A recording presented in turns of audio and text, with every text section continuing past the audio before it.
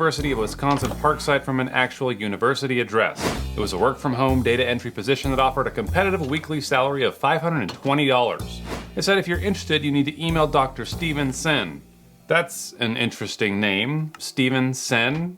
Stevenson? And you know we all could use some extra cash, so I applied. But first, I made this nice resume with some made-up jobs that I've done, like toilet tester and jelly bean counter. And Dr. Stevenson must have been impressed because he texted me saying, "Hello, Benjamin Dover. I am Dr. Stevenson. Your data has been reviewed and you have been approved for the part-time administrative assistance data entry role. Are you still available for the job?" Heck yes, and he goes on to tell me what I'll be doing. He says, "Please be informed that all needed equipment and training will be provided for this job. Can we proceed with a short interview through text? There's going to be a Zoom meeting and training after." So away we went. He asked if I had a computer, and I said yes. He asked if I had a printer, scanner, photocopy machine, and fax machine. I said yes. He asked if I knew Word and Excel. He asked if I knew QuickBooks and Hivedesk. And then he asked me 3 very important questions. What makes you think you are the best fit for this position? What do you understand by the word code of conduct? Do you prefer working alone or as part of a team? Now, I just had ChatGPT generate some answers for me, and then he said he would forward my responses to the board of directors for review.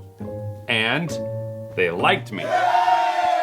And we wasted no time getting started. He said, "I need you to carry out a price list inquiry on your materials needed for this job so I can send you the money to get them." And he lists a laptop, a printer, and a stamp, and he tells me to find some prices online.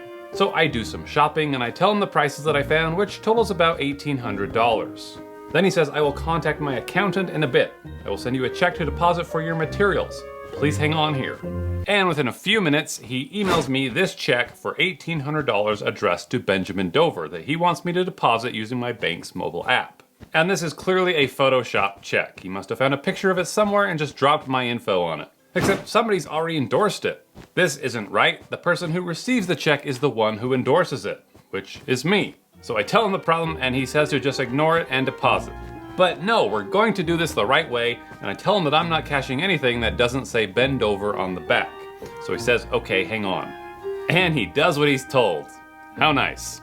Now, I'm not going to cash this check for 2 reasons. Number 1, I don't have a bank account under the name of Ben Dover. And even if I did, this check wouldn't clear. Sure, the bank would take it and they may even cash it for me, but when my bank tries to draw funds from the Phoenix Credit Union and they realize that there are no funds in that account, they're going to come after me. Because checks aren't money. They're basically permission slips to ask another bank to transfer money. And that's why you should always wait for the checks to clear before you spend the cash. And it's also why Dr. Stevenson is in such a hurry for me to buy my equipment. But he doesn't want me to just go down and buy the stuff at Walmart. He wants me to send that money to his vendor. So to recap, Dr. Stevenson just emailed me a fake check to make him think that I have $1,800. Now he wants me to send 900 of that to his vendor who will bring me my equipment. But we all know what's going to happen when I send that money. It will be the last time that I ever hear from the good doctor. So I play with him and I tell him that I just ordered it on Amazon instead by showing him this screenshot of an order that I placed last week. And he did not like that. He says, "I'm trying to order here through my local vendor. You may cancel the order." But I say, "Amazon can deliver tomorrow. I have Prime." And he says, "You can cancel that and we can make the order straight from the eBay vendor." So I say, "Okay, who's your eBay vendor?" And he says, "You do not know him, LOL. I am making the order. Kindly send a down payment of $900 to the vendor via Zelle.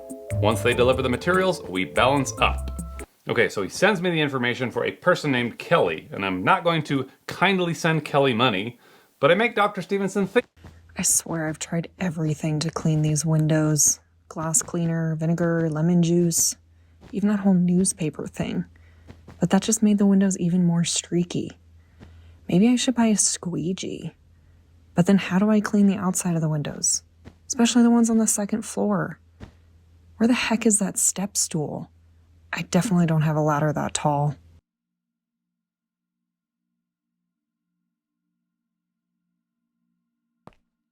As the owner of a small carpentry company, my expertise lies in millwork, not insurance. Next makes getting insurance super easy. Go to the app and get your certificate of insurance that same day. So make sure you guys go check out Next Insurance for all your coverage needs. They'll be able to help you out. That I did. And I say, sent. Ask Kelly if he's received. And Dr. Stevenson says, can I have screenshot of the receipt? To send them prove. They need a receipt of the Zelle transaction for proper confirmation. Okay, I can do that. So I make a fake screenshot using this tool that my friend Gambit developed, and I send it to Dr. Stevenson. And he says, is there a way you can click on the transaction to show more details, please? Why does he want more details? I say, no. Did he get it? He says, I am yet to hear from them. They are confirming, but you may go to the vacation history and click on the $900 transaction so we can see more details of the transaction. I say, what vacation? I haven't been on any vacations. Sorry, I mean transaction. It is a typographical error. And I'm like, you said that Kelly was fast. What is going on? They haven't gotten the money. So obviously they're not seeing the money because I didn't send it. But I want to know who I'm talking to right now. So I email Steven a link that looks like it goes to Zelle's website. But I've hidden a tracker in this link to grab his IP address when he clicks. Which he does, and I can see that he's in Nigeria. Alright, this makes things complicated because there is no Zelle in Nigeria. Zelle is a way to send money from one US bank to another, which tells me that this Kelly guy is someone in the United States working for this scammer in Nigeria, either knowingly or unknowingly. So I do a public record search for Kelly's email address and it pulls up 3 phone numbers associated with it. So I text all 3 and I say, hi Kelly, your email is, right? And one responds and says, yes. Got him. So I actually call up this Kelly and ask if they know anything about a Dr. Stevenson, and they say they've never heard of the guy and they think that this all sounds like a scam. I'm talking to a guy named Dr. What's his name? Dr. Sen? Steven Sen, you work for him or something? Now they asked me not to use their voice, so I'm respecting that. But I showed them this screenshot of Dr. Sen's instructions, and they say, very weird, I've never heard of this person before. Please do not send any money. I'm curious how they got my information.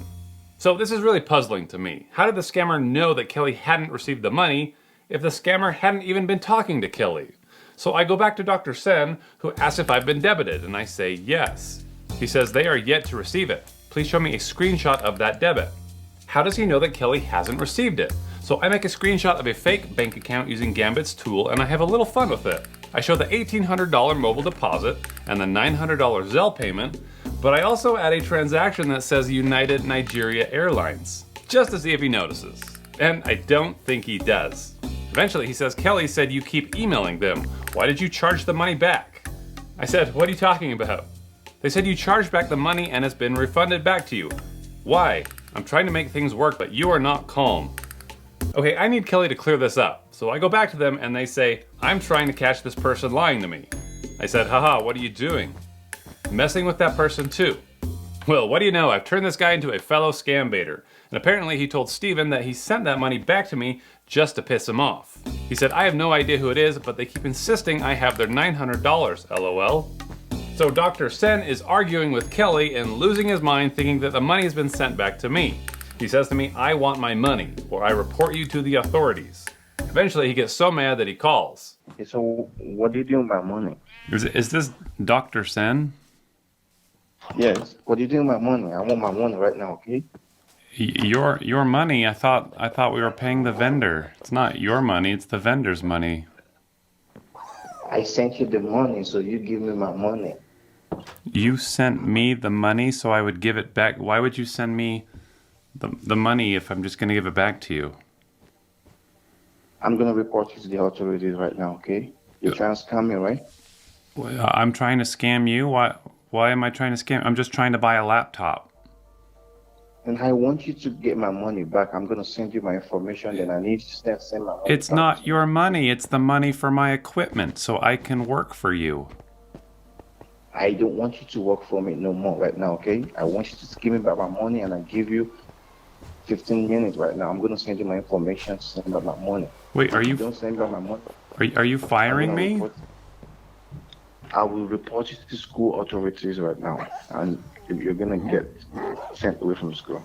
Wait, I'm being fired? Why am I being fired? I'm gonna send you my information now, so you send me back my money. If you don't do that, I'm gonna report it to the authorities. And how do I send you the money? I'm gonna send you my information now. Send me my money right now, okay? Are you going to send me your address in Nigeria?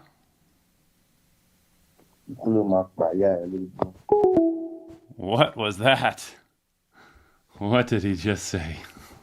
So after this, I talked to Kelly, and he told me that there have actually been several people who approached him recently telling him that they had been told to send him money. And on one instance, someone did send him money, and he just went ahead and he sent it right back. But I still can't figure out why a Nigerian scammer is asking his victims to pay this random person in the United States money. So I have two theories. Theory number one, he gets the victim to pay Kelly, and then he gets the confirmation screenshot and he takes it to Kelly and says, hey look, I sent you this money on accident. Could you please send it back to me? And he might tell him to send it to a different address or through Bitcoin or something. Theory number two, Kelly's Zelle has been hacked and the scammer is logged in and waiting for payments. All a scammer would need to do is link the email address to another bank account through a phishing attempt or something, and apparently this happens enough that Zelle has issued a warning about it. And just to be safe, Kelly placed a hold on his Zelle account, so now nobody can send any money to it, which ought to slow down Dr. Sen for a bit. Or maybe there's a third theory and maybe you guys know what's happening. This is bugging me enough that I wanted to share it with you and get your thoughts on it. So if you've ever seen something like this and you have an idea of what's going on, then please leave a comment below and let's discuss it further. Because if you use Zelle, apparently you could be inadvertently moving money to Nigeria for these scammers. So keep a close eye on your accounts and don't work with weirdos like Dr. Stevenson. And hopefully you found this video somewhat interesting, and I hope that we can get to the bottom of it. I'll see you later.